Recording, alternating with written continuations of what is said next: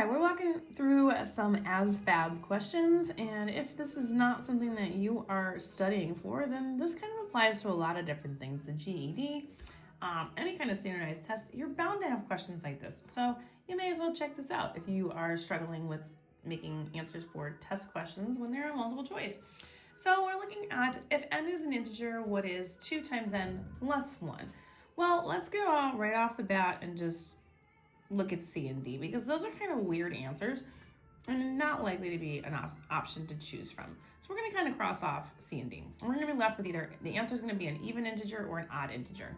Integers, again, are positive and negative whole numbers. They are not decimals, they are not fractions, none of that. They're just strictly positive or negative whole digits like these two numbers. Okay, so let's just say I don't know what to do here. I have no idea. I am just going to go ahead and pick numbers. It's that picking numbers strategy that works really, really well. Pick any random number. I'm just going to go with 2 here. So 2 times 2, it's an even number. And when you do 2 times 2 is 4. 4 plus 1 equals 5. Okay, so we end up with an odd answer. Okay, but is that always going to work? Let's see.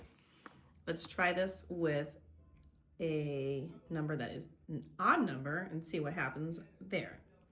2 times 3 is going to give me 6. 6 plus 1 gives me another odd answer of 7. So when I'm looking at the options that I had to choose from, odd integers is what the answer is going to be. So in this case, the answer for this was B, an odd integer. Again, one of the things just to kind of keep in mind, anytime you're multiplying a term of any kind of variable times the number 2, you're going to end up with an even number. So if you remember that, that's great. It's quicker. It saves you time.